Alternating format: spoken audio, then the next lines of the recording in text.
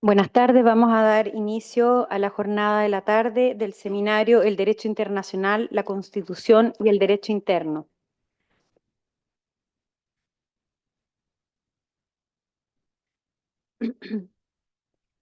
Damos inicio ahora al segundo panel del Seminario Internacional em, y este panel se titula Control de convencionalidad y recepción de las sentencias de los tribunales internacionales.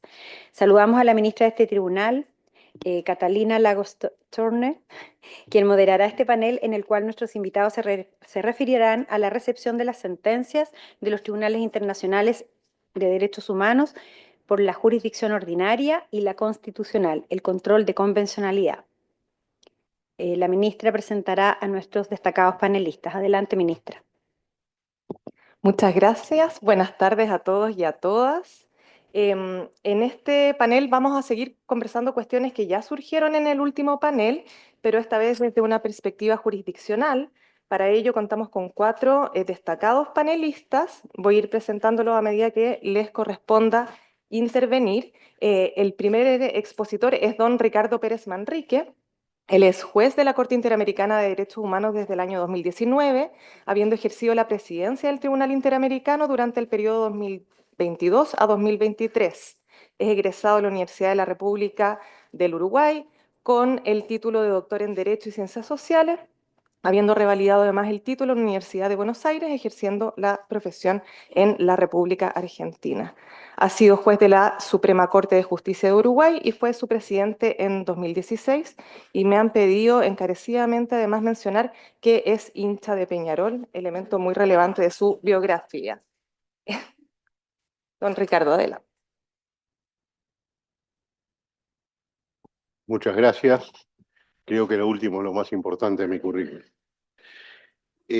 Realmente, en primer término, quiero agradecer al Tribunal Constitucional de Chile. Quiero agradecer también al Ministerio de Relaciones Exteriores, que ha tenido una participación tan importante en la organización de este evento. Y decir que, como juez de la Corte Interamericana de Derechos Humanos, y comenzando ya mi segundo periodo, de alguna forma, todo lo que he escuchado esta mañana me ha servido muchísimo para entender mejor a Chile, entender mejor el orden jurídico de Chile y cuáles son los problemas que ustedes enfrentan. Entonces, de alguna forma, mi participación va a tener cierto paralelo con lo que nos planteaba el profesor García Roca en la mañana, porque esa construcción que él hace del sistema europeo y como un sistema de colaboración entre sistemas, es también la historia del sistema interamericano de derechos humanos. Entonces, ¿cuál es mi tesis acá? O mi idea central, es que más allá de las distintas formas de los sistemas jurídicos de incorporación del derecho internacional de los derechos humanos a su sistema interno, acá hay un denominador común, que es que en un mundo donde, a mi entender, el dualismo ha sido superado, se puede, y estamos en condiciones de pensar en sistemas jurídicos de reconocimiento y protección de los derechos humanos que responden a valores y principios que son universalmente admitidos. La cuestión central es determinar cómo se articulan y coordinan para lograr el fin último de respetar y garantizar los derechos humanos de todas las personas. Es decir, el punto central de lo que hacen los tribunales internos y lo que hacen los tribunales internacionales, y el objetivo último del derecho internacional de los derechos humanos, es determinar la articulación y coordinación para lograr el fin último de respetar y garantizar los derechos de todas las personas. A partir de este enunciado, voy a analizar primero, porque se me pidió que hablara de control de convencionalidad, mejor dicho, control de convencionalidad es uno de los temas. Yo voy a hacer una una distinción histórica entre qué hacían los tribunales nacionales, los tribunales superiores nacionales antes de Almonacid Arellano y cuál es el impacto que tuvo Almonacid Arellano. Entonces, esto me parece central para entendernos, porque yo vengo de un país, integré la Corte Suprema de un país que tomó una muy trascendente decisión contraria a una sentencia de la Corte, contraria a Hellman, donde fui en 5 jueces de esa Corte el único voto disidente, en función de las razones que estoy argumentando en esta charla. Entonces, primero hablaré de la época pre-Almonacid, luego del control de convencionalidad, luego quiero destacar, pese a las críticas que han habido a casos del sistema chileno, algunos elementos que me parecen positivos, y finalmente trataré de emitir algunas conclusiones. Yo creo que si miramos lo que pasó en esta etapa pre-Almonacid, vemos que antes del 2006 muchos tribunales nacionales hacían argumentos análogos a los que derivan de la aplicación estricta de lo que después la Corte llamó un control de convencionalidad. Es decir, los tribunales nacionales, a partir de distintas bases en sus órdenes jurídicos, fundamentalmente la cuestión del bloque de constitucionalidad, muy claro el caso de Colombia al respecto, hicieron un verdadero anticipo de cuál es la obligación de un tribunal nacional puesto ante la necesidad de resolver un tema vinculado con la aplicación de derechos humanos. Y de esto vamos a ver que el control de convencionalidad no es una imposición o lo que podamos decir algo que para reafirmar su poder inventa la Corte Interamericana, sino que es la continuación de un proceso que ya estaba iniciado en el 2006 y ya estaba anticipado en los votos, en varios votos de la Corte, así que vamos a ver algunas de estas cosas. En 1994, la Corte Suprema de Justicia de la Nación Argentina entendía que la interpretación de la Convención a nivel interno de la Convención a nivel interno, o sea, en las propias decisiones, debía guiarse por la jurisprudencia de la Corte. En Giroldi, la Corte Suprema Argentina señaló que la jurisprudencia de los tribunales internacionales debía servir de guía en la interpretación de las normas convencionales, máxime porque el Estado había reconocido la competencia de la Corte. El año siguiente, al año siguiente Almonacid, en el caso Maceo, reflejó las conclusiones a que arribó la Corte respecto al control de convencionalidad, pero de forma previa recordó su jurisprudencia, desde el caso que ya fue mencionado aquí, desde el caso Hermegian, por el que la interpretación de la Convención debe basarse en la jurisprudencia de la Corte Interamericana. Señala además que la integración de estos principios recibidos por la comunidad internacional para la protección de los derechos inherentes a la persona fue una de las pautas básicas sobre las que se construyó todo el andamiaje institucional que impulsó a la Convención Constituyente a incorporar los tratados internacionales como un orden equiparado a la Constitución Nacional. Es decir, este fallo concluye diciendo que en base al mismo plexo normativo antes expuesto, producto de una hermenéutica de normas y jurisprudencia nacional e internacional, le corresponde a esta Corte declarar la imposibilidad constitucional de indultar autores y partícipes de esta clase de delitos. En el sistema peruano, está nuestro colega aquí, en el caso Vera Navarrete del 9 de diciembre de 2004, el Tribunal Constitucional indicó que existe un mandato imperativo para todas las autoridades sobre la aplicación de las normas consagradas en los tratados y la jurisprudencia derivada de los mismos. Entre otros, considerando, se afirma que Perú ha recogido esta obligación jurídica a disponer que las normas, es decir, refiriéndose a la obligación de respeto al núcleo inderogable de derechos, a disponer que las normas relativas a los derechos y libertades que la Constitución reconoce se interpretan de conformidad con la Declaración Universal de Derechos Humanos y con los tratados y acuerdos internacionales. Lo relevante es que también, previo al Almonacid, el Tribunal Constitucional peruano reconoció la obligatoriedad de considerar los tratados internacionales, así como la jurisprudencia de las instancias internacionales. También en Castillo Chirinos, del 21/7 del 2006, ahí casi paralelo al Monacid, reiteró su posición respecto a que las sentencias de la Corte que interpretan la Convención son vinculantes para todos los poderes públicos, incluyendo el propio Tribunal Constitucional, aunque el Estado no haya sido parte del proceso. Y dice, la vinculatoriedad de las sentencias de la Corte no se agota en su parte resolutiva, sino que extiende a su fundamentación o ratio decidendi. Entonces, lo importante, el tribunal destaca que la relación entre un sistema nacional, entre el sistema doméstico y el sistema internacional, es una relación no de jerarquía, sino una relación de colaboración. Un tribunal nacional diciendo lo mismo que dijo García Roca hace un rato. Costa Rica desde 1992 ha reiterado que los derechos humanos en sede de derecho internacional forman parte de los derechos fundamentales en Costa Rica y prevalecen y se aplican sobre la Constitución. Es decir, hay numerosas sentencias de la Sala Constitucional de Costa Rica al respecto.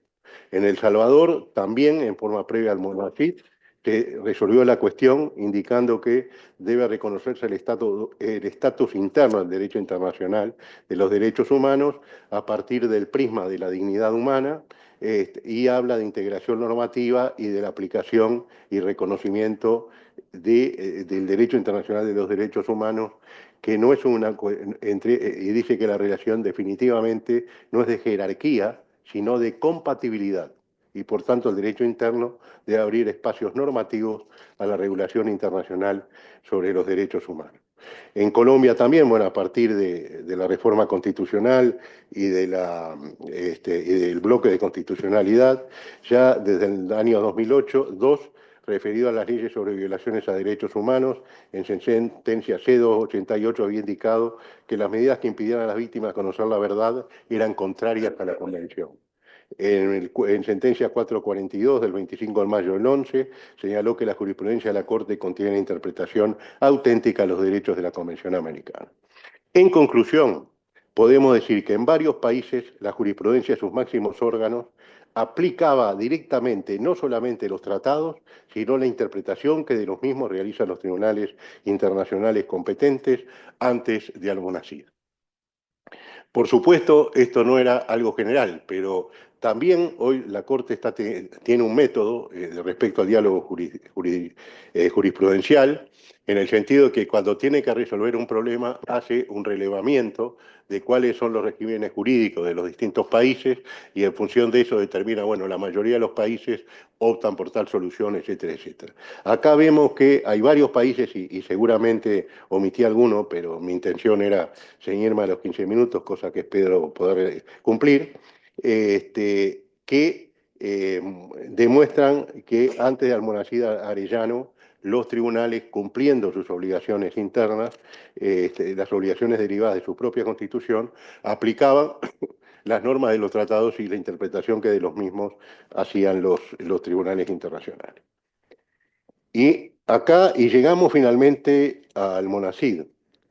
Y creo que, y esto es un elemento que tenemos que considerar a los efectos de ver los alcances que tiene esto y ver cuáles son las obligaciones que tiene cada país como firmante de los tratados respecto en este caso, de la Convención Americana sobre Derechos Humanos y de la jurisprudencia de la Corte.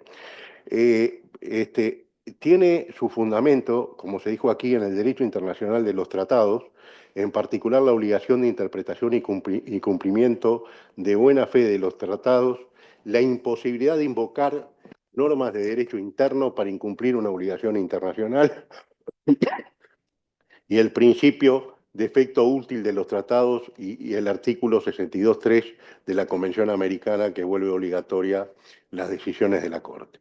O sea que hay una obligación de derecho internacional de respeto, es decir, de respeto y aplicación de los tratados y de consideración de la competencia de la Corte. O sea que esta creación jurídica que se le ha puesto, o sea, la designación de control de convencionalidad, es una figura que está sentada también, de alguna forma, en sólidas bases de derecho internacional. Y tal vez, esa discusión que se planteó aquí sobre jerarquías de normas pueda estar subsanada con un enfoque que sea que contemple, pero que a su vez sea sistemático en un verdadero sistema de aplicación del derecho, de un derecho común, que cada vez tiende a ser cada vez más común, que un sistema de aplicación del derecho que contemple la normativa de origen internacional y la jurisprudencia de origen internacional y que contemple los componentes domésticos.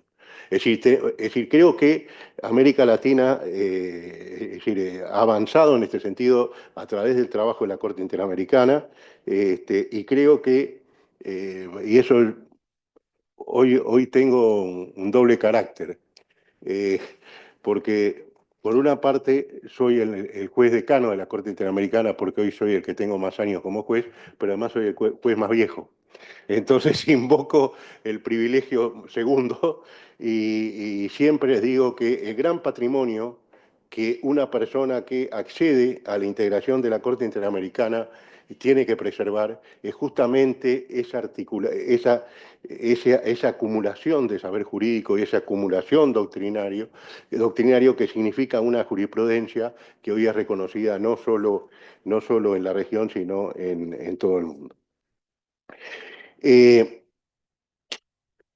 Claramente, es decir, no voy a hablar de las características y de la evolución del control de convencionalidad, porque creo que no es el tema específico, sino que entiendo que lejos de suponer una violación a los efectos de la relatividad de la cosa juzgada, constituye el mecanismo del sistema interamericano, el control de convencionalidad, para adecuar y maximizar la protección regional de los derechos humanos a partir de la colaboración entre las autoridades internas y los órganos del sistema de conformidad al principio de complementariedad, porque es subsidiariedad y complementariedad, y esto obliga a que los dos sistemas actúen de manera complementaria, o sea, uno no como enfrentado con el otro, sino como ambos retroalimentándose y funcionando comúnmente. Yo creo que, sí, ya se nos complicó la cosa. Bien, pero yo le voy a pedir un par de minutos nada más. Un par de minutos más, entendámonos. Creo que, es decir, la Corte, que quiero destacar algo respecto de la cuestión del control de complementariedad. En muchas sentencias, por ejemplo, donde la Corte, y hay varias respecto de Chile en este sentido, bueno, tal vez la primera fue el caso de la última tentación de Cristo, pero la propia Almonacid, donde la Corte aconseja hacer modificaciones legislativas. Y la Corte le dice al Estado, en el caso concreto de Chile, le dice, usted, mientras no modifique su legislación, tiene que hacer un debido control de convencionalidad en las decisiones que adopta, que adopta su jurisdicción. Es decir, mientras no modifique su legislación, agote la posibilidad de una interpretación conforme. Y eso es un mandato que surge en las reparaciones y es parte de la condena que la Corte dicta. Yo creo que en suma el desarrollo del control de convencionalidad es la respuesta que la Corte Interamericana ha dado a un mismo tema que, como vimos, habían abordado y resuelto varios tribunales nacionales y que va en el mismo sentido. Es una postura en función de un enfoque del derecho internacional y de los derechos humanos que reafirma el cumplimiento de los compromisos asumidos por los Estados en los tratados de derechos humanos y a la interpretación que de estos hace la Corte en sus decisiones, bajo el principio de complementariedad y colaboración con los tribunales nacionales.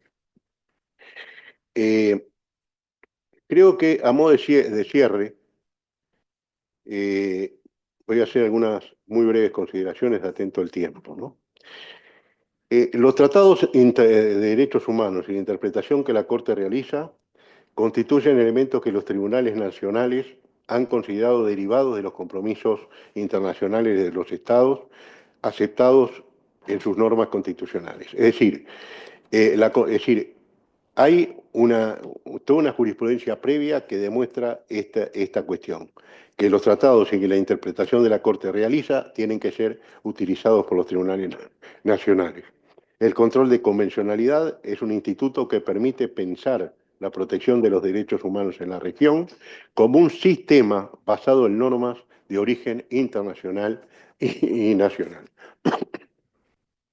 La Corte apuesta cada vez más al diálogo interjurisprudencial, citando sus decisiones, sentencias nacionales y actuando en instancias de debate, capacitación y en instituciones comunes. Le voy a comentar algo. La Corte creó un centro de formación interamericano hace 2 años. Ese centro de formación interamericano hoy integra la red de altas escuelas judiciales de la región con 23 países de Europa y de América del Sur y Central, porque entiende que hay que trabajar en común con los sistemas de justicia en la difusión del sistema interamericano y en la tarea de cooperación. El control de convencionalidad permite que cada juez o jueza nacional actúe también como un juez interamericano, es decir, un juez que aplica la normativa y doctrina internacional de forma articulada, armoniosa y conjunta con las del origen nacional. Así será sin perjuicio de la forma de control de constitucionalidad vigente en cada país, que puede ser concentrado o difuso, no puedo ingresar en eso. Pero y con esto termino mis palabras, es decir, tenemos la obligación como jueces nacionales o internacionales de trabajar en forma articulada, armoniosa y conjunta entre las normas de origen nacional y las normas de origen internacional. Muchas gracias.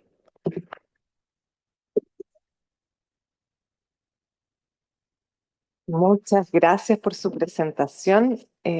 Voy a contenerme de hacer comentarios individuales de las ponencias, ya que estamos un poco atrasados en el programa. Ahora le corresponde exponer a doña Nancy Yáñez Fuenzalida. Ella es ministra del Tribunal Constitucional de Chile desde el año 2022. Ejerció la presidencia de este tribunal entre los años 2022 y 2024. Es abogada de la Universidad de Chile, máster en Derecho Internacional de los Derechos Humanos de la Universidad de Notre Dame y doctora en Derecho por la Universidad de Chile. En forma previa a asumir el cargo de ministra, fue directora del Centro de Derechos Humanos de la Universidad de Chile y también he agregado acá que es oriunda de Kemchi. Adelante, ministra. Bueno, muchas gracias. De igual forma, ese es el dato más importante. Muchísimas gracias.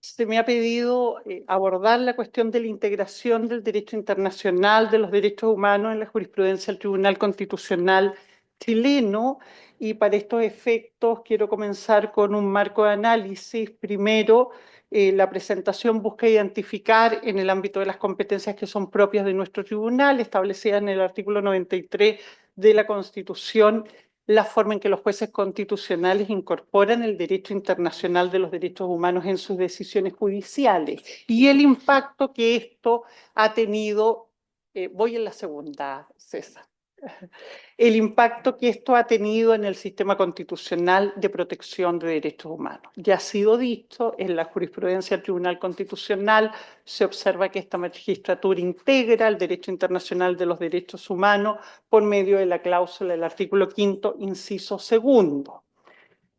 Pues la interpretación respecto del alcance del artículo 2 del artículo 5º, inciso 2 de la Carta Fundamental no es pacífica en la doctrina, pero tampoco lo es al interior del Tribunal Constitucional.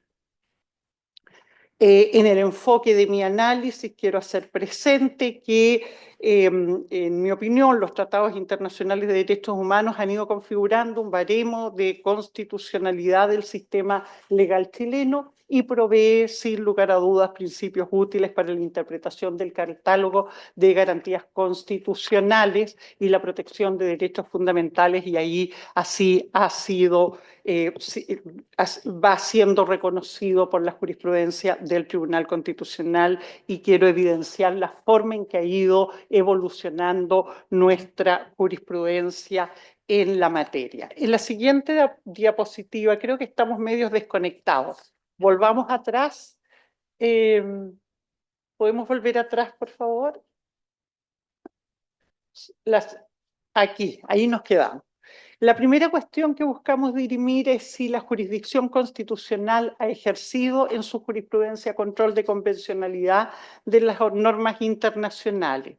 Y para ello vamos a testear la jurisprudencia a la luz de una concepción de control de convencionalidad que nos habla de qué entendemos por control de convencionalidad en un sentido fuerte. Esto implica un deber de invalidación de las normas del derecho interno que colisionan con los estándares convencionales, pero también es un mandato de interpretación conforme al ordenamiento jurídico doméstico en relación con los estándares convencionales internacionales en materia de derechos humanos. En su concepción más débil corresponde una directriz que se expresa en un mandato programático destinado a los poderes del Estado no jurisdiccionales para generar normas en el derecho, generar normas en el ámbito internacional. Pasemos a la siguiente.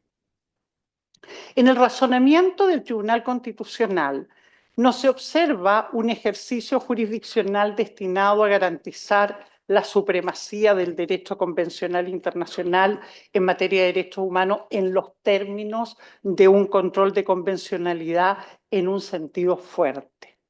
Pero es mi parecer que el Tribunal Constitucional va declinando por aplicar el derecho internacional convencional en materia de derechos humanos en su segunda acepción. Esto es como un mandato de interpretación conforme al derecho constitucional con los estándares internacionales en los mandatos, en los términos que mandata la cláusula de integración de los tratados de derechos humanos. Por lo tanto, se trata de un ejercicio de hermenéutica constitucional que integra el razonamiento judicial, las normas, principios y valores del derecho convencional internacional en materia de derechos humanos. Se produce un control de convencionalidad en una acepción morigerada que va configurando este mandato de interpretación. Pasemos a la siguiente. ¿Cuáles son las fuentes de la interpretación constitucional? Tenemos que señalar que prima una concepción más bien restrictiva, ¿no?, que tiende a reducir el bloque normativo a las normas de los tratados internacionales en materia de derechos humanos, es decir, a los derechos reconocidos en el derecho internacional convencional. El tribunal en general se ha ido alejando de una concepción más amplia de corpus juris que integra al bloque de constitucionalidad no solamente las normas convencionales, sino que también otro tipo de instrumento como las declaraciones o la interpretación fidedigna hecha por los órganos encargados de aplicar las normas de derecho internacional, concepción que ha sido acuñada por la Corte Interamericana en la opinión consultiva 16 del año 1999. Pasemos a la siguiente. Esta noción es una noción relevante, ha permitido ampliar las fuentes que se integran al bloque normativo y por lo tanto enriquecen el ejercicio hermenéutico que aquí que los tribunales constitucionales están llamados, o los tribunales domésticos están llamados a realizar, de un modo consistente con la evolución que ha experimentado el derecho internacional de los derechos humanos. Por lo tanto, se aviene de mejor forma también con la interpretación evolutiva de los derechos humanos internacionalmente reconocidos y con el principio pro homines. Es una noción que provee un marco hermenéutico de interpretación que está además conforme con las normas del artículo 31 de la Convención de Viena, que que amplía el espectro del corpus juris. Pasemos a la siguiente. ¿Cuál ha sido esta fundamentación, la fundamentación que se observa en el razonamiento judicial en el Tribunal Constitucional chileno con base en el derecho internacional? Lo primero, podríamos decir que hay un primer periodo, ¿no? Ya se ha hecho referencia a esta materia críticamente, compartimos varias de estas aproximaciones, pero lo que quisiera señalar es que el tribunal ha buscado, ha incorporado, ¿no?, en su razonamiento constitucional el alcance que le provee al artículo 5º, inciso 2 de la Constitución, indicando que si bien contiene un mandato de respetar y promover los derechos esenciales que emanan de la naturaleza humana, ello no significa que la Carta Política eleve a los tratados de derechos humanos a rango constitucional, y ya se han explicitado las consecuencias jurídicas que de ello emanan. La diapositiva muestra ahí, ¿no?, los fallos del Tribunal Constitucional donde se han establecido estas posiciones. Sin embargo, ello no es pacífico, y la diversidad de posiciones al interior de esta misma magistratura surgen, ¿no?, en el análisis de la sentencia 2874, donde se discute sobre la constitucionalidad de la justicia militar a la luz del caso Palamara, y podemos ver los considerandos 6 y 8 que abordan esa materia. Pasemos a la siguiente. A pesar de esta diversidad de posiciones, lo que va quedando de manifiesto, en particular en la jurisprudencia más reciente del Tribunal Constitucional, es que se han invocado persistentemente los tratados internacionales en materia de derechos humanos para resolver diversos asuntos jurisdiccionales de competencia de nuestra magistratura. Se ha invocado la Convención Americana sobre Derechos Humanos, causa 13.858, se ha invocado el Pacto de Derechos Civiles y Políticos en la 14.169, la Convención sobre la Eliminación de todas formas de discriminación racial en la causa 13.738, la Convención sobre la eliminación de toda forma de discriminación contra la mujer, la Convención Interamericana para prevenir, sancionar y erradicar la violencia contra la mujer en este mismo fallo. Se ha invocado la Convención sobre los Derechos del Niño, el Convenio 169 sobre pueblos indígenas y tribales en países independientes de la OIT, la Convención contra la tortura y otros tratos crueles, inhumanos o degradantes, la Convención Interamericana para prevenir y sancionar la tortura, el Acuerdo Regional para el acceso, sobre el acceso a la información, la participación pública, acceso a la justicia en asuntos ambientales, Convenio de Escazú, la Convención Interamericana sobre protección de los derechos de las personas mayores, Convención sobre los derechos de personas con discapacidad, el Pacto sobre Derechos Económicos, Sociales y Culturales. Y no ha agotado la lista. Y ahí ustedes tienen las sentencias que refieren a estas normas convencionales. El tribunal, al aplicar la Convención Americana de Derechos Humanos y los instrumentos que he citado, pero en particular aplicar la Convención Americana de Derechos Humanos, ha recogido la jurisprudencia de la Corte Interamericana como criterio de interpretación, pero también las opiniones consultivas que emanan de su competencia consultiva. O sea, observamos una tendencia a ir ampliando la noción de corpus juris a la hora de determinar el alcance, de realizar el ejercicio de hermenéutica constitucional y definir el alcance de los derechos constitucionalmente reconocidos y la salvaguarda de los compromisos contraídos en los textos internacionales. Ha utilizado el estándar interpretativo desarrollado tanto en la jurisprudencia contenciosa de la Convención, artículo 62 de la Convención Americana, y también la consultiva en el artículo 64 para interpretar en clave evolutiva los derechos fundamentales en nuestro sistema normativo, pero también haciendo propio la idea de la protección multinivel a que nos invita la necesaria colaboración entre el derecho internacional y complementariedad entre el derecho internacional y el derecho nacional. Pasemos a la siguiente. Sentencias en las que se invocan normas de tratado.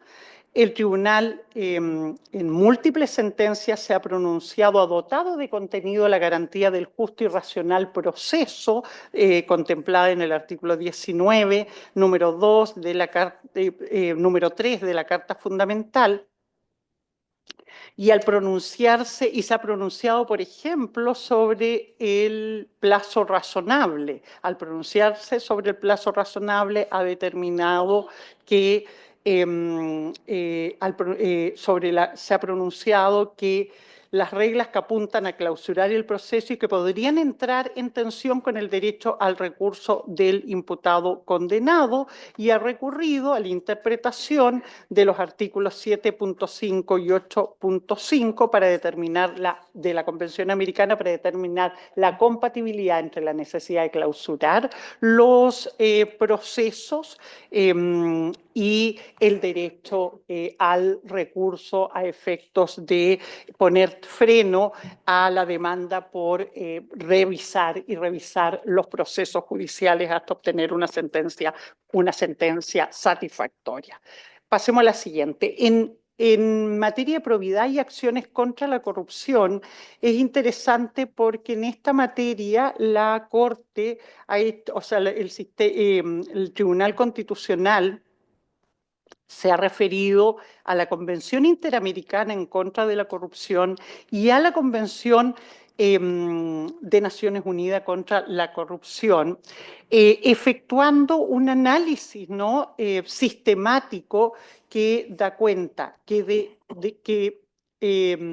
vista desde un punto de vista sistémico, la corrupción constituye un fenómeno que afecta a la institucionalidad democrática, a los derechos humanos y a la confianza ciudadana en las instituciones. Y que ese es el principio que está, el principio democrático que está recogido en estos instrumentos y que dialoga no solo con el catálogo del artículo 19, sino que con las bases de la institucionalidad en nuestro texto constitucional. Me queda muy poquito y por lo tanto creo que voy a terminar con la siguiente diapositiva que se refiere a la publicidad y el acceso a la información ambiental. Se trata de diversos fallos donde se ha aplicado donde el Tribunal Constitucional se ha pronunciado sobre el acceso a la información en materia ambiental, ha establecido que la obligación de información es un principio constitucional garantizado en el artículo 8 de la Constitución y una obligación que deriva del acuerdo denominado Acuerdo de Escazú. Es interesante dar cuenta que el fallo hace suyo las normas convencionales a poco de haber sido ratificadas por el Estado de Chile. En este sentido, se pronuncia la sentencia 13053, 13271 y 1337, pero además de recoger el Tratado de Escazú, se refiere a la opinión consultiva 23 de la Corte Interamericana de Derechos Humanos, que especifica los estándares en materia de medio ambiente y derechos humanos, que también fue recogida por la jurisprudencia de la Corte Interamericana en el caso La Cajonat con Argentina. Creo que, y en honor al tiempo, me voy a quedar hasta acá, pero lo que quisiera referir a través de esta jurisprudencia de la que además dan cuenta otras sentencias en materias tanto en bosque nativo como en el uso legítimo de la fuerza por agentes del Estado, también en la protección de grupos en condición de vulnerabilidad. Es esta una jurisprudencia que empieza a dialogar con el sistema internacional de protección de derechos humanos en la lógica de un sistema de protección multinivel que armoniza el derecho internacional con el derecho nacional en materia de derechos fundamentales.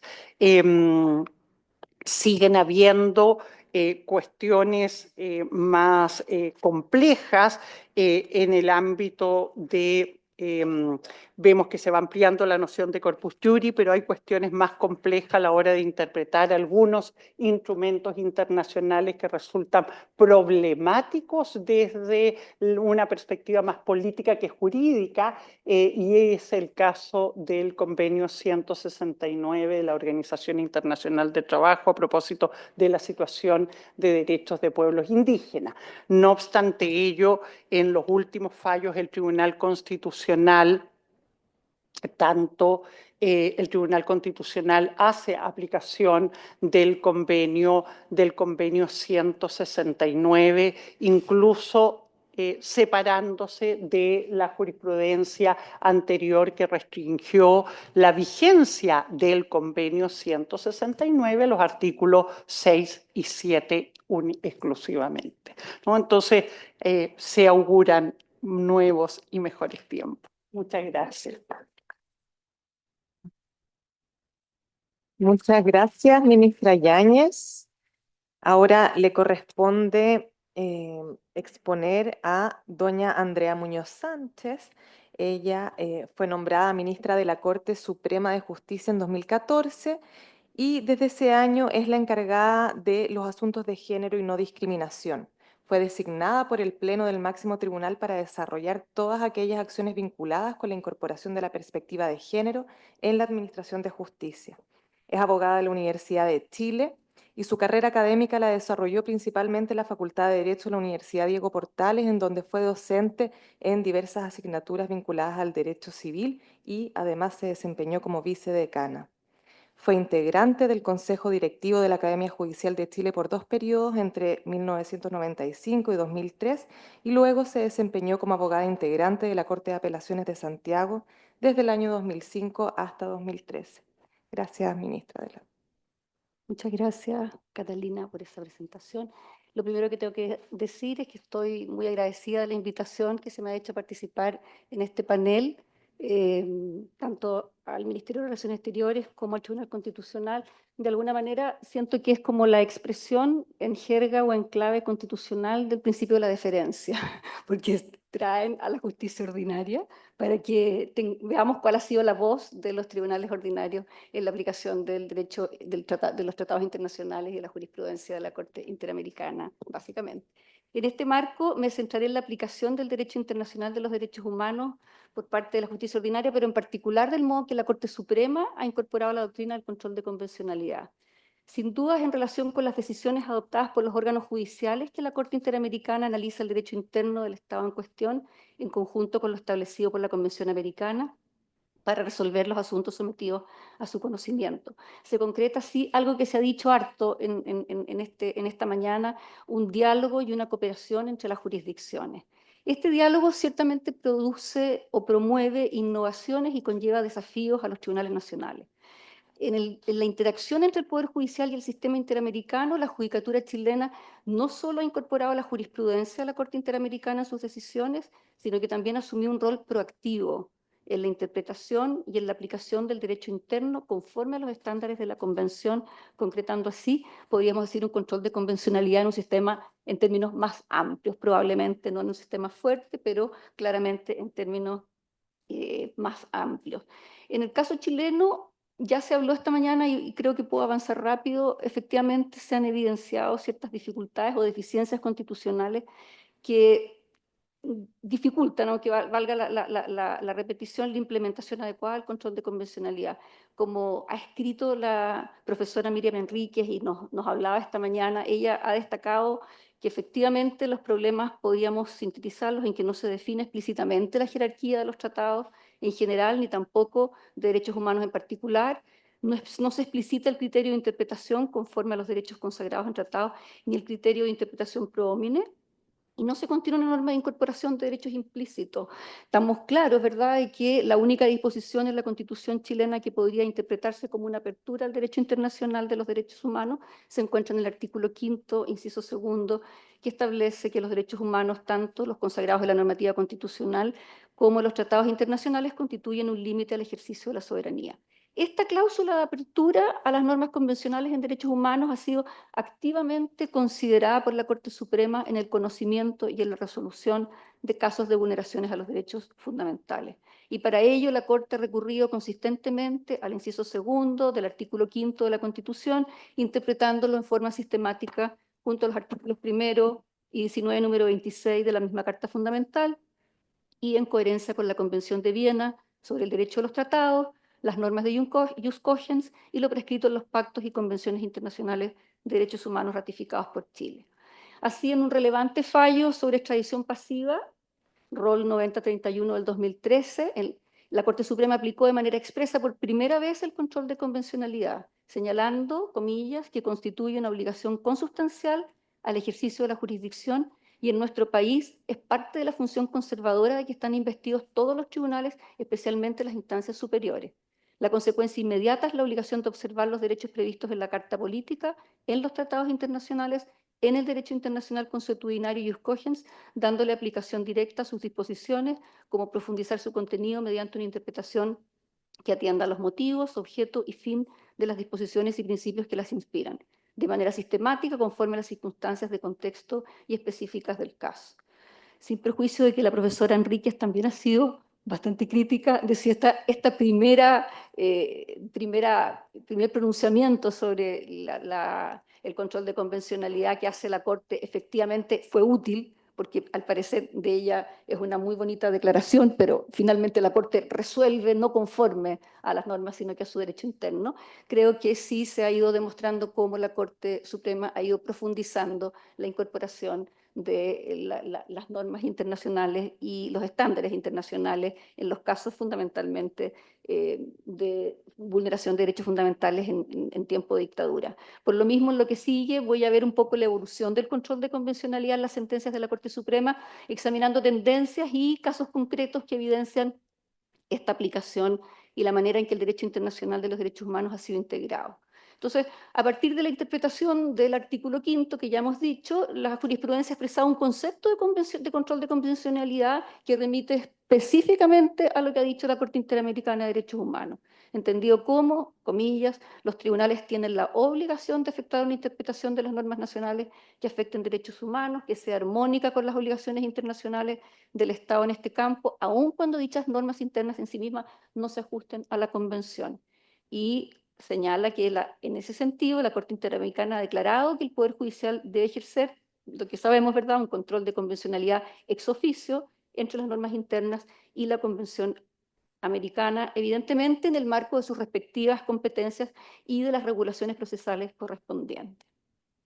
En esa misma dirección yo quisiera destacar lo resuelto por la Corte Suprema en el cumplimiento de la sentencia del caso Norín Catrimán y otros versus Chile. Sé que me paso un poco de panel, me voy a pasar unos pueblos.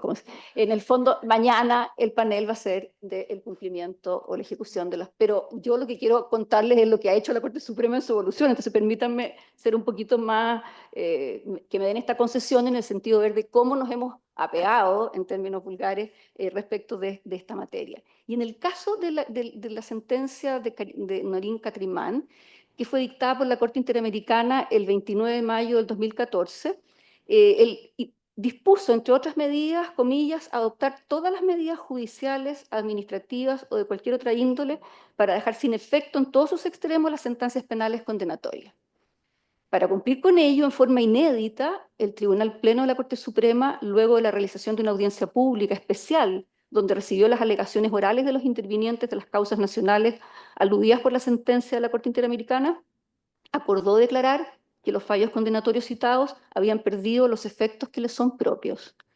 La Corte Suprema argumentó su decisión en el ejercicio del control de convencionalidad. Por eso es que, aunque no sea tan pura la distinción entre el cumplimiento de las sentencias y el control de convencionalidad desde una perspectiva técnica, efectivamente la forma en que lo asume la Corte dice relación con el control de convencionalidad. Y dice en su motivo 9º que el mandato constitucional impone igualmente a los órganos del Estado la carga de respetar y promover los derechos esenciales que emanan de la naturaleza humana, en virtud de lo cual la doctrina en materia de derechos humanos ha sido contesta en asignar a los jueces nacionales el deber de velar por el respeto y garantía de los derechos que los Estados parte del sistema tienen que concretar. Así, mediante el control de convencionalidad, los jueces nacionales forman parte del sistema interamericano en la protección de los estándares de cumplimiento y garantía de tales derechos. Y en consecuencia de este análisis de las funciones que cada operador de justicia tiene, siendo obligación de todas las autoridades e integrantes del Estado interpretar sistemática e integralmente las disposiciones que informan el sistema jurídico, de forma tal que sus determinaciones guarden la mayor, y aquí es un poco lo que os hemos tratado de decir, correspondencia y compatibilidad con las obligaciones internacionales adquiridas soberanamente por este.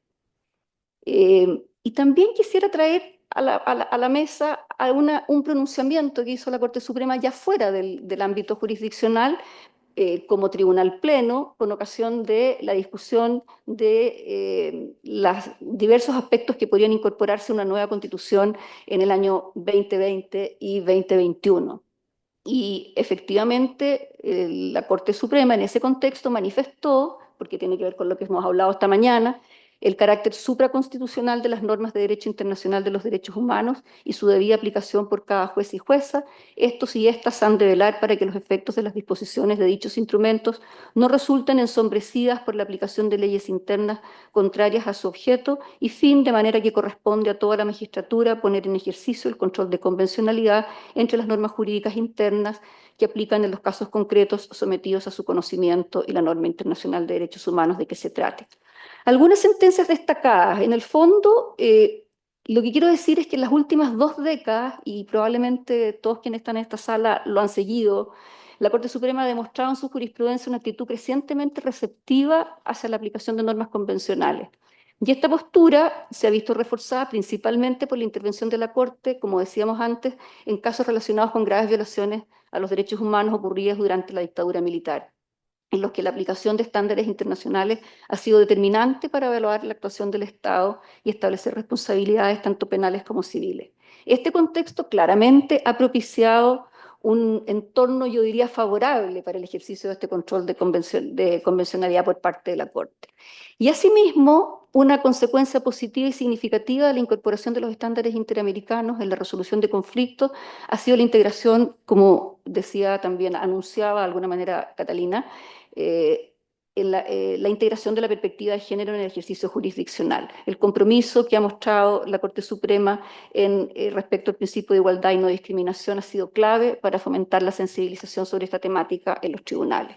Y considerando lo anterior, voy a analizar algunos fallos en materias relevantes en que la Corte Suprema ha aplicado el control de convencionalidad con especial énfasis en los ligados a crímenes de lesa humanidad perpetrados en dictadura, y como he tenido que escoger, porque el tiempo es escaso, también en la aplicación de estándares internacionales en una materia específica que es de los derechos humanos de las mujeres privadas de libertad, donde la segunda sala de la Corte Suprema, en forma sistemática ya desde el año 2020, en forma progresiva pero consistente, ha ido aplicando estándares internacionales para los efectos de amparos que se tramitan en esa sala sobre ese tema.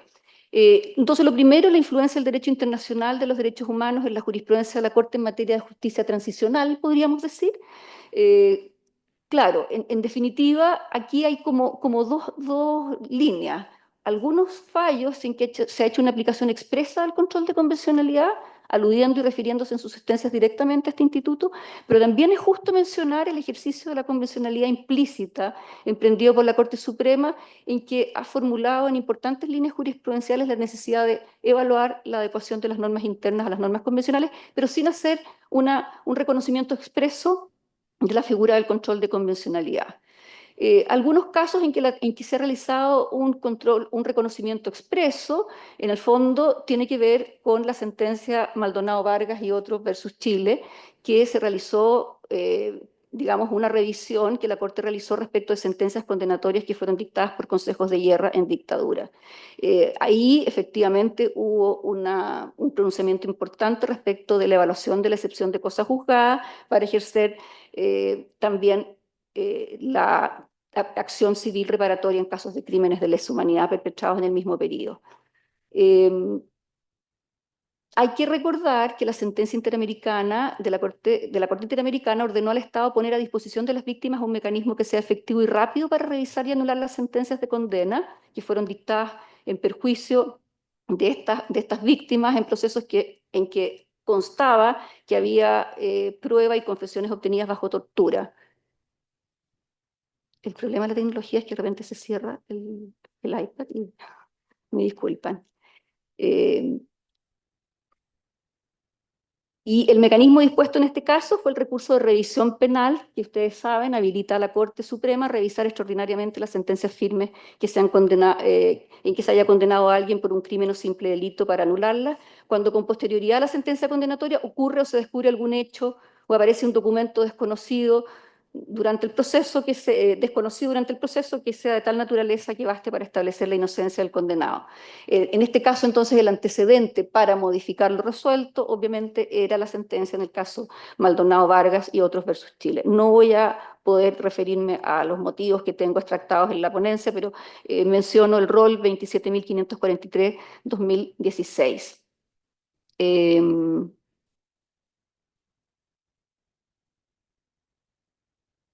La Corte Suprema también ha señalado respecto al control de convencionalidad en casos sobre reparación civil relativos a casos de violencia de derechos humanos perpetrados en dictadura, en relación a la aplicación del artículo 177 del Código de Procedimiento Civil que regula la excepción de cosa juzgada, cuando ha estimado que la preservación de un derecho fundamental así lo requiere para mantener su vigencia y respeto.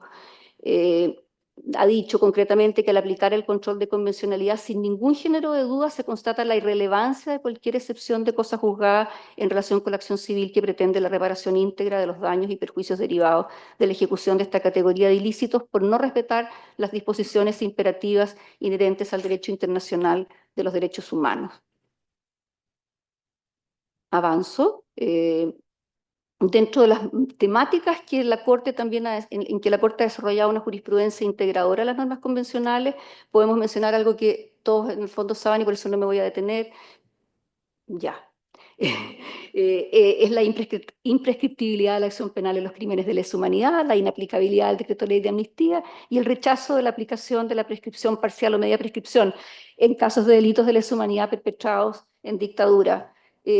Tal vez sí, dos palabras sobre el tema de la media prescripción. Efectivamente, la Corte tuvo pronunciamientos distintos, con votos y con pronunciamientos en los cuales efectivamente se acogía la media prescripción, lo que ha llevado a que tengamos una sentencia condenatoria que nos fue notificada a finales del año 2024.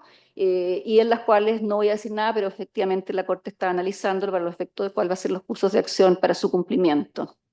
Pero yo les puedo asegurar que he hecho un levantamiento de antecedentes. Desde la segunda sala de la Corte no ha dado lugar a la media prescripción en delitos de lesa humanidad desde el 31 de enero del 2020. Al menos 14 sentencias hemos levantado en esa parte. Y entonces solamente me quedan 2 minutos para decirles lo que quería respecto a la privación de libertad, de las mujeres privadas de libertad. ¿Cuál ha sido la influencia del derecho internacional de los derechos humanos en la jurisprudencia de la Corte Suprema? Efectivamente, en los últimos años el Sistema Internacional de Protección de los Derechos Humanos ha promovido la adopción de estándares específicos de igualdad de género para las mujeres privadas de libertad, lo que ha ido dando lugar a una creciente y progresiva jurisprudencia de los tribunales superiores de justicia que visibiliza elementos que concretan la discriminación en contra de mujeres, niñas y grupos vulnerables o grupos en situación de vulnerabilidad, debo decir, como es el caso de las mujeres privadas de libertad, aplicando normas internacionales que van efectivamente, no solamente con normas de tratado, sino que con opiniones constructivas, con reglas mínimas de Bangkok, ahí hay un buen ejemplo que no voy a poder mencionar, pero una de esas, cuando llegue el momento de los comentarios, podría yo mostrárselos, que es un lindo fallo, rol 92795-2016, cuando se acogió un amparo de una mujer de la etnia mapuche privada de libertad que da a luz en forma engrillada, ¿verdad? Pero lo que quiero decirles es que efectivamente, ya no voy a mencionar el detalle de eso, a nivel interamericano se destaca la opinión consultiva 0C, OC, perdón, 2922 de 30 de mayo del 22 sobre enfoques diferenciados respecto a determinados grupos de personas privadas de libertad. Y entonces, a pesar de que estos estándares y lo que recoge la opinión consultiva habían venido siendo invocados durante la última década por las defensas de las mujeres privadas de libertad, recién a partir, diríamos, de la época del COVID, 2019, del COVID-19 principalmente, se empieza a acoger en forma más sistemática apelaciones y recursos de amparo. Inicialmente los argumentos se centraban en la situación de mujeres embarazadas o madres lactantes, pero gradualmente se extendieron a otras mujeres en condiciones de vulnerabilidad, como aquellas con enfermedades graves, adultas mayores, madres de hijos con enfermedades o personas pertenecientes a diversas entidades sexogenéricas. De los momentos en que la judicatura puede pronunciarse con algún impacto en la situación de las mujeres privadas de libertad, uno podría ver, ¿verdad?, cuando se debe referir a medidas cautelares, también cuando tiene que determinar la absolución o condena y el quantum de la pena, o en el cumplimiento, en la ejecución de la pena. Y de esos, yo quisiera nada más mencionar en que efectivamente, en relación con la medida cautelar de prisión preventiva, se han dictado fallos en los que, basándose en la normativa internacional de protección de los derechos humanos de mujeres privadas de libertad, se han dejado sin efecto en caso de mujeres embarazadas, especialmente cuando el embarazo es de riesgo, cuando sus hijos padecen enfermedades o requieren cuidados especiales, ya sea que se encuentren privados de libertad junto a ellas o fuera del recinto penitenciario. Y, en el fondo, estas decisiones, al hacer referencia a la normativa internacional, han considerado que la necesidad de cautela puede ser satisfecha con medidas menos restrictivas como el arresto domiciliario.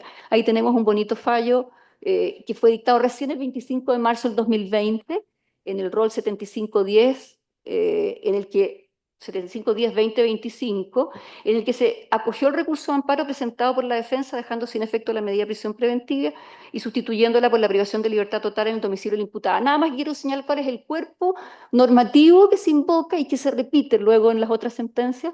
Dice relación con la Convención sobre Eliminación de todas las formas de discriminación contra la mujer, la Convención Interamericana para prevenir, sancionar y erradicar la violencia contra la mujer y las reglas de Bangkok. No tengo tiempo de hacer ningún detalle, pero sí quiero decir que también entonces tenemos sentencias que son más notables porque se refieren a la sustitución de penas privativas de libertad por arresto domiciliario total. En el fondo, y aquí como que el detalle o el no detalle es que en ausencia o a pesar de la ausencia normativa interna expresa, la medida se justificaba en virtud del control de convencionalidad y las obligaciones internacionales asumidas por el Estado. En estos casos, por ejemplo, se invocó el derecho a la salud y a la vida digna de las reclusas y sus hijos, y este criterio que, ojo, partió con votos de minoría y luego con el tiempo han ido alcanzando mayoría y en algunos casos incluso la unanimidad. Uno de esos casos, y lo menciono porque es el de unanimidad, por ejemplo, es el rol 9886 de 2024, en que se acogió un recurso de amparo presentado en favor de una mujer migrante que no recibió atención médica adecuada durante los días previos al parto y dio a luz en condiciones insalubres e indignas. Y aquí quiero leer nada más un motivo, una motivación en que aparece la idea que nos convoca, ¿verdad? Que si bien en la legislación nacional no hay precepto que autorice expresamente la sustitución de la pena de presidio por un arresto domiciliario total, debe recordarse que por mandato del inciso segundo, el artículo 5 de la Constitución, es deber de los órganos del Estado respetar y promover los derechos esenciales que emanan de la naturaleza humana, garantizados por la Constitución, así como por los tratados internacionales ratificados por Chile y que se encuentren vigentes. Y luego tiene presente la Convención de Belém do Pará, la CEDAW y desde luego algo que ha sido muy importante, que son las reglas de las Naciones Unidas para el tratamiento de las reclusas y medidas no privativas de libertad para las mujeres delincuentes, que son las reglas de Bangkok. Se refiere incluso a la Convención de los Derechos del Niño, pero creo que Catalina ya me está mirando. Así que con eso termino. Quiero decir que obviamente la complejidad del tema expuesto en cuanto a las materias que alcanza, así como su dinamismo a lo largo del tiempo, precisa que su doctrina y aplicación sea revisada, discutida y promovida regularmente. En el Poder Judicial, tanto el ejercicio del control de convencionalidad como la aplicación y el cumplimiento de los estándares del derecho internacional de los derechos humanos son temas recurrentes en las discusiones y reflexiones que se desarrollan en los distintos niveles de la magistratura. Desde luego que yo me he centrado en lo que ha dicho la Corte Suprema, pero obviamente que este debate se empieza a nutrir desde la instancia y hay fallos en los cuales claramente la judicatura ha ido marcando una línea jurisprudencial interesante en temas, por ejemplo, de diversidad sexual, de familias diversas, etcétera, que son cuestiones que digamos, digamos, demuestran de qué manera se va integrando el aparataje internacional en la materia. Espero que estas reflexiones hayan sido de alguna utilidad y provecho, porque en el fondo todos tenemos el desafío de dar cumplimiento al mandato de defender los derechos de los justiciables, en especial aquellos relativos a sus derechos fundamentales. Muchas gracias. Muchas gracias, ministra Muñoz. Y finalmente nuestro último expositor, don Lucas Nogueira Israel. Él es magistrado auxiliar en el gabinete del ministro Edson Fachin en el Supremo Tribunal Federal de Brasil, juez del Tribunal de Justicia de Distrito Federal. Es máster en Derecho Constitucional por la Universidad de Brasil y licenciado en Derecho por la misma institución, y ha ocupado los cargos de fiscal del Ministerio Público y de abogado en la Abogacía General de la República Federativa de Brasil. Muchas gracias. Gracias por la presentación, ministra Catalina. Señores ministros, señoras ministras, señoras y señores, buenas tardes. En calidad de magistrado auxiliar en el gabinete del ministro Edson Fachin del Supremo Tribunal Federal de Brasil, agradezco en mi nombre y el nombre del ministro a la presidenta de este tribunal, ministra Daniela Muñoz, a quien tuve el placer de conocer en Brasilia, y a la ministra María Pía, muy amable, por la invitación a participar en este evento. También saludo a los participantes de este panel. Como representante de la judicatura brasileña, es un honor compartir nuestra experiencia en esta materia. Este evento es una valiosa oportunidad para el intercambio de experiencias y el fortalecimiento de los lazos institucionales entre nuestros países. En una sociedad mundial interdependiente, el derecho ha pasado a ser producto de una práctica discursiva en la que diferentes órdenes jurídicas internas y externas se entrelazan y se transforman mutuamente. Como señala Jürgen Habermas en su obra La constelación postnacional, el Estado-Nación ya no es el único centro de validez del derecho. La emergencia de estructuras políticas y jurídicas transnacionales enfatiza la necesidad de un diálogo entre las órdenes jurídicas nacionales e internacionales para enfrentar los desafíos del mundo contemporáneo. En este contexto, jueces y tribunales tienen un papel clave como puentes de transición entre distintos ordenamientos. Jueces y tribunales dialogan entre sí. Pero, ¿qué entendemos por diálogo judicial? El diálogo judicial es toda forma de comunicación o intercambio entre órganos judiciales basada en la reciprocidad institucional y en la disposición a aprender de la experiencia ajena, sea para coincidir, sea para disentir. Esta dinámica implica una observación mutua entre órdenes jurídicas, donde se desarrollan formas de aprendizaje sin que una prevalezca definitivamente sobre otra. No hay, por tanto, una última palabra.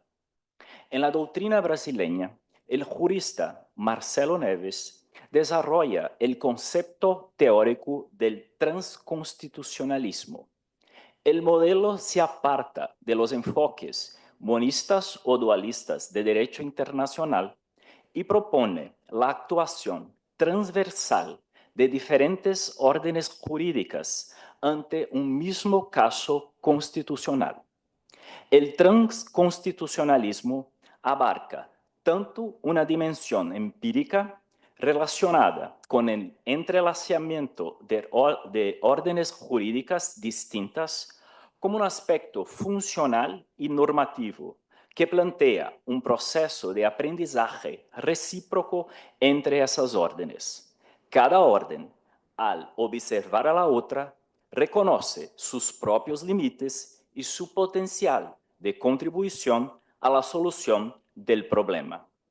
Para comprender mejor la experiencia de la judicatura brasileña en los diálogos transnacionales, considero importante contextualizar nuestro sistema de control de constitucionalidad. Brasil adopta un modelo mixto. Tenemos el control difuso, semejante a de los Estados Unidos, en el que cualquier juez puede declarar inconstitucional una ley en un caso concreto. Y un control abstracto y concentrado, similar al modelo austríaco de Kelsen, ejercido exclusivamente por el Supremo Tribunal Federal, que actúa como un tribunal constitucional, pero al mismo tiempo como la máxima instancia del poder judicial. Por lo tanto, Brasil tiene un sistema de control de constitucionalidad considerado fuerte, en el que se combinan el control difuso y el control concentrado. Debido a esta combinación de tipos de control, el Poder Judicial, si alguna vez fue considerado el más débil de los poderes, aquel en que, en las palabras de Alexander Hamilton, en los papeles federalistas, no tiene la bolsa ni la espada, hoy en día está cada vez más presente en la vida de la sociedad brasileña. A pesar de algunas críticas sobre la expansión de los poderes judiciales, los jueces y la sociedad brasileña están acostumbrados al control de constitucionalidad de las leyes. Por otro lado, el control de convencionalidad en Brasil aún es incipiente. Factores como la dimensión territorial del país, la barrera del idioma, somos el único país de América Latina que habla portugués, incluso un cierto desinterés por el tema, el juez brasileño en general no se reconoce como parte del sistema interamericano de protección de derechos fundamentales. Aunque la Constitución brasileña establece que los derechos previstos en tratados internacionales tienen fuerza normativa, el Supremo Tribunal Federal ha adoptado un enfoque dualista con primacía del derecho constitucional interno, otorgándoles estatus supralegal. Es decir, los tratados internacionales están por encima de las leyes ordinarias, pero por debajo de la Constitución. Solo los tratados de derechos humanos aprobados con los mismos requisitos de una enmienda constitucional tienen jerarquía constitucional. O sea, tener una cláusula de abertura no es señal de que los tratados de derechos humanos serán como normas constitucionales. Dado este estatus infraconstitucional, el control de convencionalidad, esto es, la verificación de la compatibilidad vertical de las normas internas con tratados internacionales, puede ser ejercido por cualquier juez o tribunal ordinario. Sin embargo, como he comentado, el control de convencionalidad aún no es una práctica común en Brasil. Quizá porque el juez brasileño puede hacer el control de constitucionalidad en un caso concreto y entiende que no necesita hacer el control de convencionalidad. Una búsqueda en un sitio web del Superior Tribunal de Justicia, que es el órgano responsable por la unificación de la interpretación de las leyes federales de Brasil y está abajo del poder del Supremo Tribunal Federal, reveló solo 4 casos en los que se aplicó expresamente el control de convencionalidad. Cito uno de ellos por su relevancia. El tribunal entendió que el delito de desacato violaba la Convención Americana sobre Derechos Humanos por afectar la libertad de pensamiento y de crítica a las autoridades. No obstante, posteriormente, el Supremo Tribunal Federal de Brasil consideró constitucional la tipificación del desacato, entendiendo que la libertad de expresión puede limitarse frente a otros derechos y que la norma no implica un trato privilegiado a funcionarios públicos. Esta es, hasta hoy, la interpretación dominante. Otro precedente importante del control de convencionalidad en Brasil fue el relativo a la prisión civil por infidelidad del depositario. La Constitución de Brasil admite prisión civil solo por deudas alimentarias o por infidelidad del depositario. Sin embargo, la Convención Americana de Derechos Humanos solo permite esta medida en el caso de deudas alimentarias. El Supremo Tribunal de Brasil reconoció que, una vez ratificada la Convención, sus normas, aunque infraconstitucionales, prevalecen sobre las leyes ordinarias. Así, declaró las disposiciones del derecho civil que permitían la prisión civil por depositario infiel inválidas. Brasil, además de ratificar la Convención Americana de Derechos Humanos, también ha reconocido la jurisdicción contenciosa de la Corte Interamericana de Derechos Humanos. Así, las decisiones de las Cortes en los casos que involucran a Brasil son vinculantes. La Corte Interamericana ha emitido 15 condenas contra Brasil por violaciones de derechos humanos, entre ellas crímenes cometidos durante la dictadura, violaciones sistemáticas en prisiones, casos de discriminación racial y vulneraciones a los derechos de los pueblos indígenas. Algunas de esas sentencias aún no han sido cumplidas en Brasil, que inicialmente adoptó una postura de resistencia frente al derecho internacional. En este sentido, en el caso Gomes Lund sobre homicidios y desapariciones forzadas durante la dictadura, la Corte Interamericana consideró que la ley de amnistía de Brasil era incompatible con la Convención Americana. No obstante, el Supremo Tribunal Federal mantuvo la ley de amnistía vigente, ignorando la jurisprudencia interamericana. Sin embargo, con el tiempo, se inició un proceso de apertura y aprendizaje institucional y Brasil ha adoptado una postura más cooperativa con la Corte. Así, el Consejo Nacional de Justicia, órgano del Poder Judicial similar a un consejo de la magistratura, firmó acuerdos de cooperación con la Corte Interamericana y creó una unidad especializada para monitorear el cumplimiento de las sentencias de la Corte y fortalecer el diálogo institucional.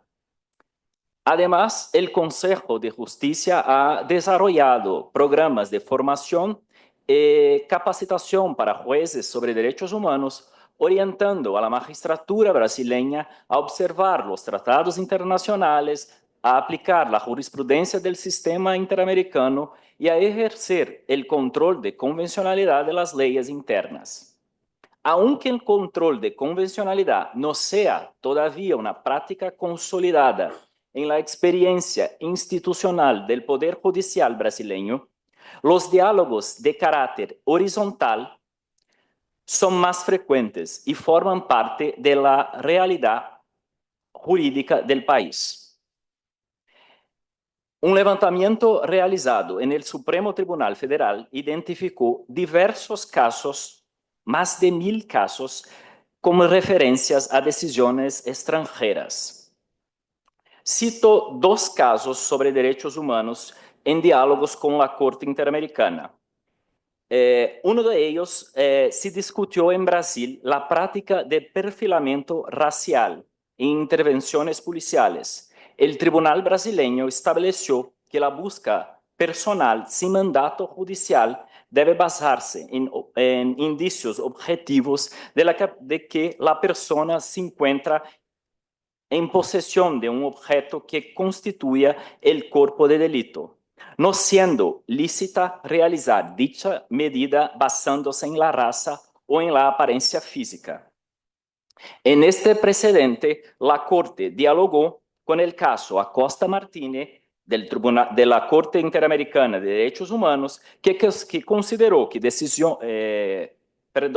detenciones baseadas en perfiles raciales, prácticas discriminatorias o valoraciones subjetivas de los agentes violan la Convención Americana por representar un grado de arbitrariedad. Y un otro caso también muy importante, mencionado hoy por la ministra Daniela, fue un caso en el caso de operaciones policiales en favelas del Río de Janeiro, que ha sido mencionado hoy, como he dicho, por la ministra Daniela, en que el Supremo Tribunal Federal dialogó con el caso Favela Nova Brasilia y reconoció la omisión del Estado del Río y determinó la elaboración de un plan de reducción de letalidad policial en operaciones de combate al crimen organizado. El Supremo Tribunal Federal de Brasil recientemente organizó en Brasilia un encuentro de presidentes de tribunales constitucionales de América Latina con la participación de la Corte Interamericana. Estas medidas reflejan una abertura creciente del Tribunal Federal de Brasil al diálogo transnacional. Frente a desafíos comunes que trascienden fronteras, el intercambio de experiencias permite enriquecer miradas y ampliar horizontes. Esa abertura al diálogo resulta valiosa. Todo observador tiene un punto ciego, aquello que no logra percibir debido a su posición.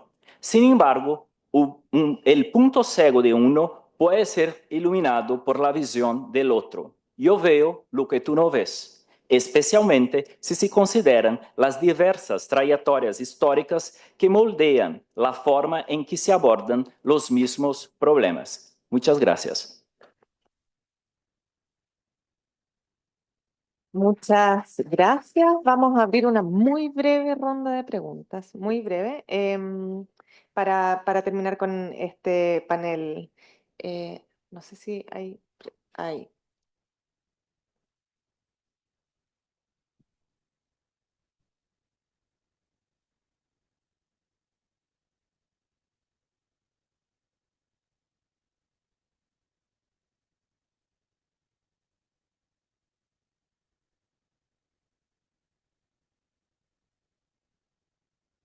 Se escucha, ahora sí. La pregunta es para todo el panel, pero principalmente para el juez Pérez Manrique, y tiene que ver con una pretensión de certeza jurídica que tenemos los operadores del sistema de justicia, sobre todo penal, en el marco del ejercicio del control de convencionalidad. En Chile, la Corte Suprema y el Tribunal Constitucional, enfrentadas a veces a un mismo caso, dan respuestas que son radicalmente distintas respecto a cómo tenemos que interpretar la Convención Interamericana de Derechos Humanos. Solo con un ejemplo de un caso real, ¿ya? Donde por un lado se requiere la inaplicabilidad de un precepto legal ante este Tribunal Constitucional, requiriendo posibilidades de acceso a un recurso en materia penal para una persona condenada. Este tribunal, interpretando normas de la Convención Interamericana de Derechos Humanos, señala que el plazo, el derecho a ser juzgado en un plazo razonable es un derecho que debe limitar el acceso al derecho al recurso, y por lo tanto se interpreta una norma de la Convención Interamericana en contra de la posibilidad de la persona condenada de acceder a un recurso en materia penal.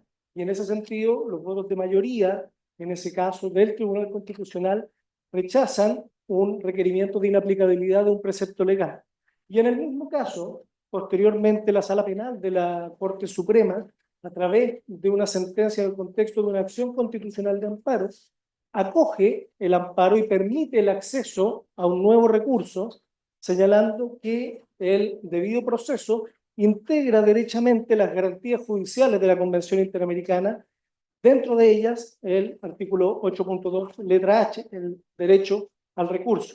Entonces, ¿debería o no existir una pretensión de unificación respecto de cómo los tribunales superiores de justicia, en este caso de Chile, se enfrentan al ejercicio real del control de convencionalidad, siendo que en un caso que versa sobre lo mismo, dan respuestas radicalmente distintas e interpretan la Convención Interamericana de forma absolutamente distinta? Esa es la pregunta. Vamos a recoger otra pregunta por allá. Tenemos otra. No sé si hay alguna más para recoger una pregunta más. Muchas gracias. Mi pregunta es para la magistrada Andrea Muñoz sobre el tema de la invocación en la Corte Suprema de fuentes de derecho, podríamos decir, blando, o de derecho que, siendo blando, es interpretativo e implementador de normas duras, reglas de Bangkok, por ejemplo. Y el tipo de debate que se da en la Corte. Eso me interesa, si ha habido otros casos también, las reglas de Mandela, etcétera, que también se han visto como vinculadas a la mejor forma de aplicación de convenios internacionales, para darle un sentido positivo al soft law. Muchas gracias. Muchas gracias. Vamos a darle 2 minutos a cada expositor para que puedan responder las preguntas que se han formulado. Y empezamos en sentido inverso de las exposiciones. Gracias. Bueno, creo que toca a mí. Conozco poco del sistema constitucional chileno, pero creo que la pregunta tiene que ver más con la posibilidad de dos órganos judiciales dar respuestas distintas sobre un mismo caso constitucional. Pienso que el diálogo no es siempre orientado al consenso. Dialogar implica disenso. El disenso abre una perspectiva distinta.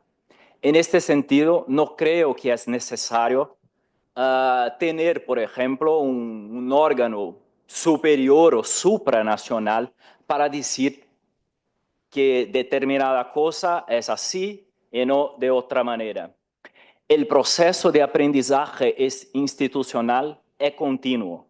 Quizá lo que importa es la primera palabra. La última no será ahora, no será después, no sabemos cuándo será.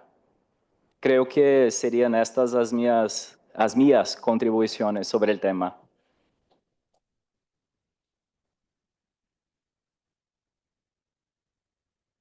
A ver, ahí. Yo en relación a la consulta que hace María Teresa Infante, sí quiero decir que en realidad la utilización de las reglas mínimas que se han establecido para las reclusas, para las mujeres privadas de libertad, porque están las de Van Gogh, digamos, hay distintas, han sido efectivamente muy importantes para los efectos de acoger los recursos de amparo, porque de alguna manera siempre se supo que existían, por decir así, pero han tomado vida ahora en relación, concretamente, creo que una de las primeras veces en que se hizo como más manifiesto fue en relación a este caso que yo contaba de la Lorenza Cayuán, que es esta mujer mapuche privada de libertad, que dio a luz en Grillá. Y en realidad yo creo que aparece como muy claro que el tema que cruza todo el problema, digamos, dice relación con la dignidad del ser humano. O sea, aparece como evidente que las personas pueden tener la necesidad de purgar una pena, por decir así, pero no por eso tienen la necesidad o no por eso pueden ser expuestas a una condición infrahumana, ya sea en su desenvolvimiento en general. Y creo que eso conversa muy bien con la opinión consultiva a la que yo mencioné del año 2022, que se refiere a reglas especiales de tratamiento diferenciado, discapacidad, mujeres mayores, diversidad sexual, etcétera, y en que efectivamente se utiliza de una manera muy importante las distintas necesidades y la forma diferenciada de aplicar el derecho dependiendo de cada uno de estos colectivos, digamos. Eso. Bueno, gracias. Respecto a la pregunta que formuló la profesora Infante, yo creo que me parece interesante porque el tribunal también ha hecho lo propio a la hora de incorporar reglas de soft law. Una sentencia interesante a ese respecto es la 14.328, que refiere al uso legítimo de la fuerza por agentes del Estado, y ahí el Tribunal Constitucional amplía el espectro del bloque normativo de corpus juris a normas no convencionales que pueden ser considerados dentro del marco del soft law, como el Código de Conductas para Funcionarios encargados de hacer cumplir la ley de Naciones Unidas de 17 de diciembre de 1979 y los principios básicos sobre el empleo de la fuerza y las armas de fuego por los funcionarios encargados de hacer cumplir la ley adoptada por el Congreso de Naciones Unidas sobre prevención del delito y tratamiento del delincuente del año 1990. Pero coincido en que en definitiva no son normas que se van refrendando en un corpus juris internacional que viene reforzando el principio de dignidad humana que está en la base de los derechos fundamentales. Ahora, respecto a la pregunta que plantea el defensor público, que claramente es más problemática porque nos concentra en esta sala regularmente y sin pretender prejuzgar sobre el caso, sino que básicamente sobre lo que está en la sentencia. Yo creo que es importante dar cuenta que respecto al derecho al recurso, lo que ha estado en debate es la suficiencia del sistema recursivo que contempla el sistema chileno para resolver la disconformidad de una persona procesada respecto a la decisión judicial. Y aquí el sistema chileno ha optado por un mecanismo de control horizontal a través de la revisión del proceso por medio de un recurso de nulidad que replica en definitiva el litigio en su integridad, pero a cargo de un nuevo tribunal imparcial integrado por tribunales no inhabilitados. Entonces ahí el tribunal reflexiona teniendo en consideración el principio de deferencia al legislador a efecto de determinar cuál es el mejor sistema recursivo. El sistema recursivo es una cuestión que corresponde a la deliberación democrática. Ahora, y ha considerado el estándar fijado por el Sistema Interamericano de Derechos Humanos en la materia a efecto de determinar si el sistema la obligación, el derecho al recurso supone el derecho a un recurso específico, y si este sistema de revisión horizontal por un segundo tribunal imparcial es suficiente, considerando que en definitiva conceder la revisión en el caso de una segunda sentencia condenatoria podría hacer perdurar indefinidamente los procesos hasta que el justiciable obtenga una sentencia favorable a sus pretensiones particulares, ¿no? Entonces, yo diría que ahora, evidentemente, la cuestión a la hora de confrontar la posición del Tribunal Constitucional respecto de la Corte Suprema es compleja por la distinta naturaleza de las jurisdicciones que se están ejerciendo en el mismo caso. Nosotros no tenemos la tutela de derechos fundamentales, sino que la declaración de inaplicabilidad por inconstitucionalidad, que supone sacar del sistema jurídico una norma que estimamos es contraria a la Constitución y eventualmente, si ejerciera uno un control de constitucionalidad fuerte, a la Convención. Pero la realidad es que hay un sistema de recursos que es distinto, por lo tanto nos confrontamos en el marco de la inaplicabilidad a la cuestión de si los tribunales somos legisladores positivos o en realidad la inaplicabilidad exige el ejercicio de una competencia que es de orden negativo respecto de y que busca limpiar el sistema jurídico de aquellas normas estimadas contrarias a los derechos fundamentales, mientras que la Corte Suprema tiene la tutela de derechos fundamentales en ese caso, ¿no? Desde esa perspectiva, evidentemente, y lo ha señalado la ministra Muñoz, en la tutela de derechos fundamentales, eventualmente la Corte Suprema podría determinar, digamos, en el análisis también del caso concreto, si es que existe o no la posibilidad de generar una nueva revisión, ya sea por el recurso a revisión o por otros mecanismos, pero evidentemente son competencias distintas que creo que hacen difícil dar cuenta de que no necesariamente, digamos, la inaplicabilidad en este caso en particular pudiera generar una colisión de las competencias de los dos tribunales que finalmente pueda terminar en claro, que pueda limitar las competencias de tutela de derechos fundamentales que en último término tiene la Corte Suprema, ¿no? Y que en esta perspectiva tiene un espectro competencial más amplio para ejercer incluso el control de convencionalidad en el sentido de actuar contra la norma interna, ¿no? Eso. Sí, bien, la pregunta es muy interesante, pero justamente no soy la persona indicada para responder, porque en realidad es un tema interno de dos tribunales que tienen, de dos áreas que son jurisdiccionales, pero donde tienen distintas competencias, como aquí se ha dicho, y la Corte no es policía del control de convencionalidad que hacen los estados, sino a través de los casos, o a través de un caso que está en trámite y que ya tiene sentencia, o a través de un caso nuevo. Entonces, la respuesta sería esa, que es un tema interno que tiene que ver cómo están distribuidas las competencias y que también este otro aspecto de qué manera la Corte podría llegar a considerar un caso de este tipo a través de un caso nuevo o a través de un caso que está en trámite, en el cual uno de los aspectos tiene que ver con una sentencia dictada y que de qué forma el Estado está cumpliendo o pretendiendo cumplir esa obligación. Muchas gracias.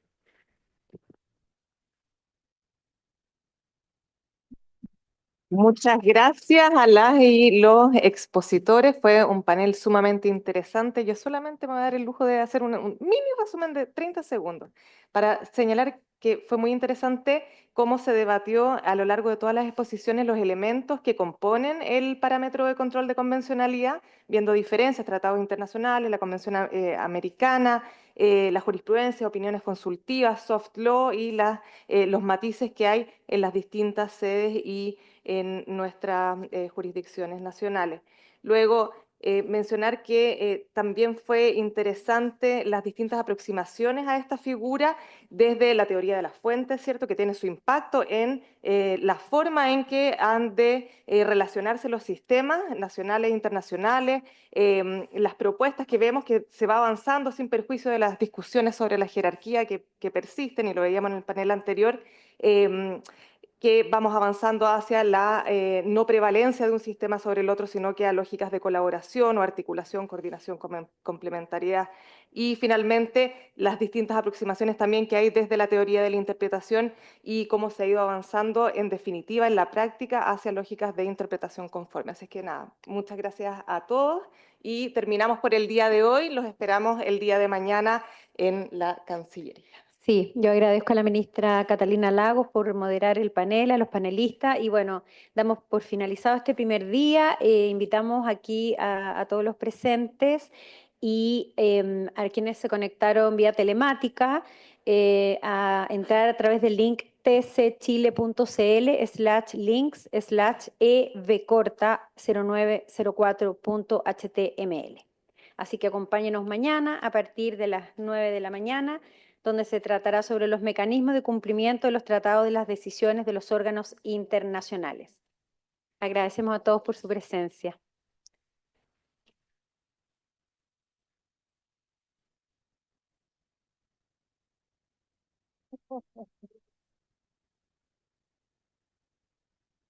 Muchas gracias.